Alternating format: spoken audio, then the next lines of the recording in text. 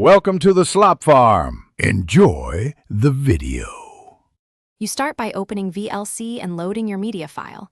This is where playback begins.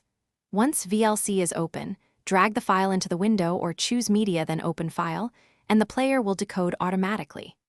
Make sure to select the correct audio output and, if needed, enable a subtitle track from the Subtitles menu. Doing this first avoids stuttering or missing sound later, so confirm playback starts smoothly before moving on to adjustments. Now refine how the media plays so it matches your needs. Use the playback menu to change speed, skip chapters, or set loop and A/B repeat for focused review. These controls affect timing and navigation. Switch audio or subtitle tracks if multiple streams are present, and use view menus to show advanced controls. For quality tweaks, open Tools then Effects and Filters to adjust audio EQ, synchronization, or video color and cropping. These edits help finish by exporting, streaming, or saving the result so you can reuse it.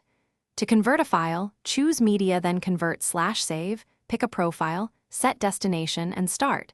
This creates a new playable file.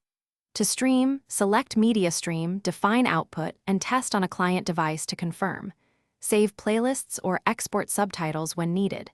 If anything fails, check the messages log for error details and make sure codecs are installed. This troubleshooting step usually reveals the cause.